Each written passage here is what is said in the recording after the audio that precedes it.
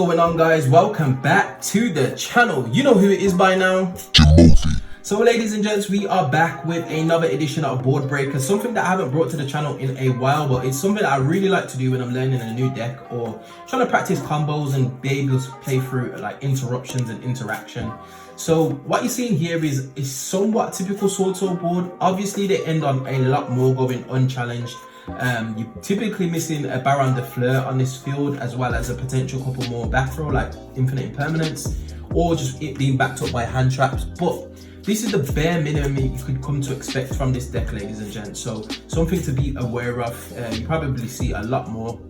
So we are obviously using Ancient Warriors. Now they are very adept at breaking boards using their own engine, which I think is just crazy, but it's difficult, especially with this deck, because Ancient Warriors can tend to rely on their normal summon somewhat, so it does actually make a difference as to what you actually draw. And this is looking to be a somewhat of a nice hand, ladies and gents. Ooh, okay. All right, so we've got a Rebellious Liu Feng, Masterful Sun Mu, as well as Virtuous Yu 1, as well as a Pot of Extravagance and a Forbidden Chalice. So we are looking very nice indeed. So starting us off, ladies and gents, we're going to activate our Pot of Extravagance. We're going to banish 6 off the top of our extra deck, just for speed. Normally I would shuffle it because I don't want to banish all my double Dragon Lords. So let's see what we've banished here. Okay, so we've banished the Firefighter and Darumado, 5 Fist Tiger King, Abyss Dweller, 1 double Dragon Lords, Evil Storm Exciton Knight, and Rugal Silver Challenge. So actually nothing very significant banished whatsoever. So Extrav's going to resolve, and we're grabbing ourselves 2 more cards. So another Liu 1, as well as a Loyal Guan Yun, which is even better. All right, so where do we go from here? All right, so in this instance, we're gonna special summon. In fact, actually, let's think about this. Yeah, let's think about this. We're gonna actually fire off the Forbidden Chalice, targeting the Quicksing Long Yon, because that is a spell banish as well as a trap banish, and we kind of need our as well as a special summon monster banish, and we kind of need our spells and traps to resolve.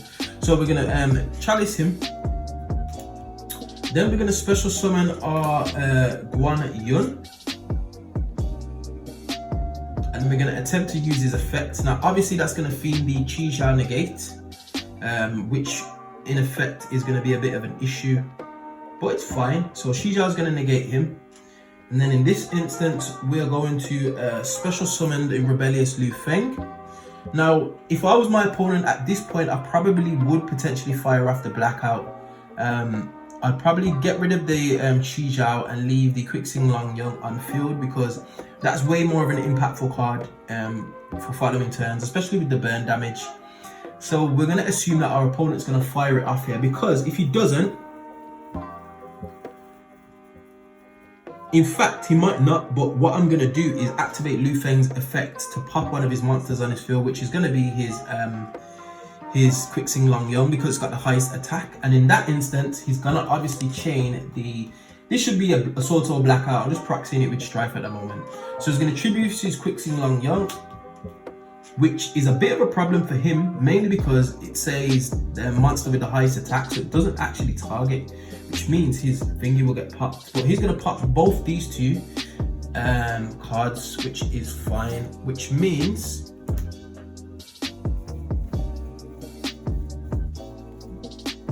your Chi Zhao will be popped and his board is cleared, and I have not even normal summoned, which is absolutely beautiful. So all right, what are we doing here? So we'll activate, we'll normal summon our Masterful Sun Mu, and it's really easy to get Nibiru'd in this deck, ladies and gents. I've had it happen to me without even going into my extra deck. I summoned 5 monsters, which is crazy. We'll activate 5 Formation Tenki, which then should add us another Masterful Sun Mu for a follow-up.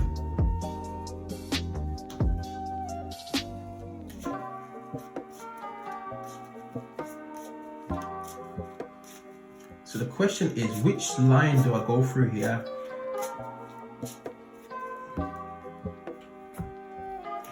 I'll activate Masterful Sun Moves effect to tribute off the Tenki, to then add me a card from deck to hand. And in this instance, I thank God that I haven't drawn him, because he's been glued to my hand. To add the Ingenious Zugong.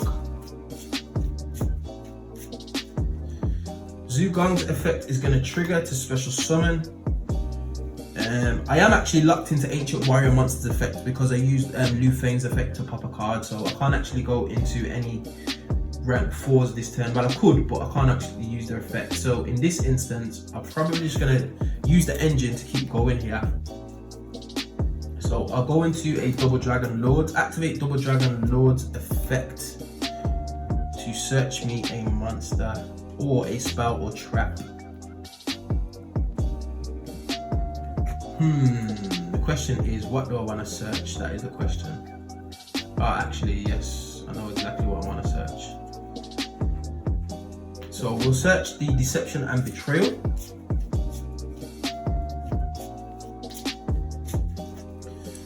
And then we'll activate the Deception and Betrayal, activate its effect to special summon a Virtuous Liu 1. And we'll attempt to go into battle phase. So Liu 1 states that if any Ancient Warrior monster battles other than himself, I can draw a card. So that was my thinking behind going for the Deception and Betrayal. I broke their board, but Sword Soul have a lot of recursion, so I'm trying to just set myself up with the most amount of help that I can get. Obviously going into turn 3, which potentially I could get OTK, but anyway. So we'll go to battle phase. We'll attack Double Dragon Lords. His effect will trigger, and I will draw a card, which is another 5 formation Tenki, which is not too bad, I suppose. It's a fodder for either of these guys. And then I'll attack with Luke 1. Then I'll go main phase 2 and pass turn, and that would be it, ladies and gents. So I've managed to break their board. I've got somewhat of a follow-up. I've got a lot of follow-up, to be honest. I've got an actual piece of interaction with Double Dragon Lords, being able to send off my Deception and Betrayal, to be able to bounce a card on my opponent's side of the field. Ideally, you want to OTK in this deck, but it's not always possible, so definitely something to bear in mind. But nevertheless, board was broken, so yeah, let's get into Boardbreaker test hand number 2.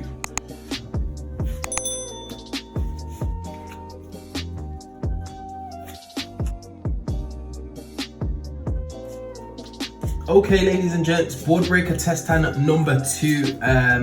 We are here. Let's get it going.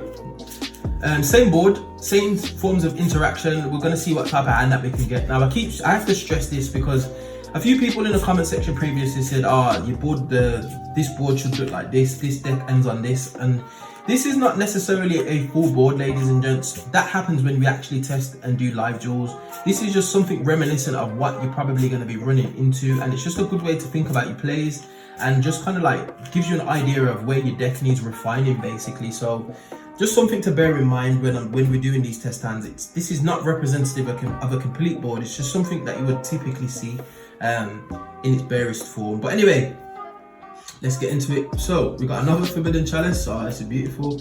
A Zugong, which is dead. A Masterful Sun Mu, which is not too bad. A Rebellious Liu Feng. 1 Core by the Grave, and our final card is 1 Pot of Extravagance, which is nice. That's what you like to see. So starting us off, we're obviously going to go for the Pot of Extravagance. Let me shuffle up my extra deck, because if I banish all my Double Dragon Lords, it's going to be a bit of a problem. You can still OTK pretty easily, but your Double Dragon Lords is definitely an extra deck bridge to be able to seek out some of your cards. So we're going to banish 6 here. We're going to assume that it resolves. Let's see what we banished. The Abyss Dweller, Tiger King, Double Dragon Lords, Baguska, Silver Sheller. That's fine. Nothing of any harm to myself. So we'll draw 2 cards. Another Pot of Extrav, as well as another Masterful Sun Mu. So that was not the best. Alright, let's see what we can do here. So our Pot of Extrav is dead.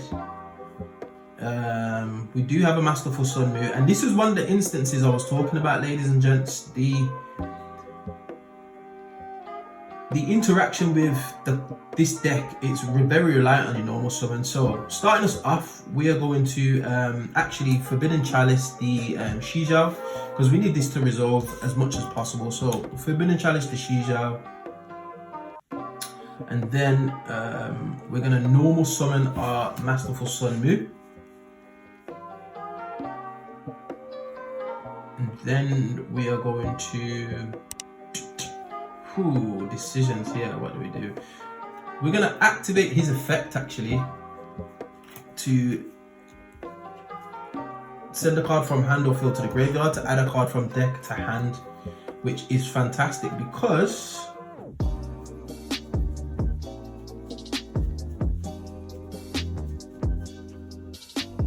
we're going to add our Zukong.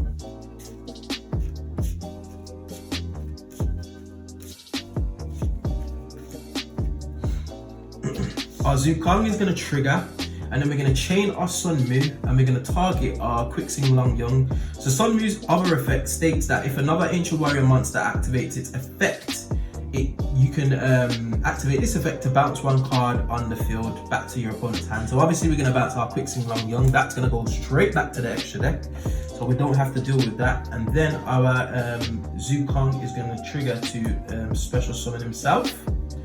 We'll leave him an attack.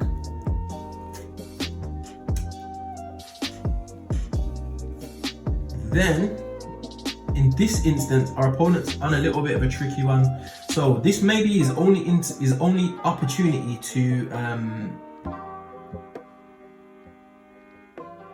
obviously use his Sword Soul Blackout. I've got 2 cards on field, and if he lets it go, I could potentially go into Utopia Double. He doesn't know that, or I could just continue some crazy plays. I do have one extender in hand to be able to play, and I could potentially OTK, but this is the right moment to fire off the Blackout. So his Shijiao's already negated. I've got 2 monsters on field. I've already burnt my normal summon, so he'll fire off the Blackout, pop in that card. Blackout goes to graveyard, as well as popping these 2 monsters. So in a nutshell, ladies and gents, that would be the end of my turn. I do have an extra for follow-up, but Sword Soul are going to OTK me on the follow-up. It's not even a joke. I'd probably set the Call by the Grave, obviously, just to try and slow down their plays, but I've got no more extenders in hand. And that is something that I found with this deck when I took it to locals. You are very reliant on your normal summon or seeing specific cards, so an extra draw is essential. You can argue Pot of Prosperity is a little bit better, which it would be because you can dig 6 cards deep, but obviously I don't own Prosperity, so that's a problem in of itself. But nevertheless, this deck is very interesting. I do like it. It's nothing that's going to be super duper competitive. In the Scythe format, it was really strong because you didn't need to go into the extra deck to win, but in of itself, as it is at the moment, it's not the strongest deck when you're comparing it to like Sword Soul, Despair, all that kind of stuff. But anyway, we find ourselves at the end of another video. As always, if you did enjoy this content, you know what to do by now. Hit that like button. Also, if there's anything that you felt like I did wrong or should have included in this video, definitely get at me in that comment section below. And like I said, hit that like button, subscribe, all of that beautiful good stuff, and I will definitely see you guys on the next video. Hope you enjoyed. Peace.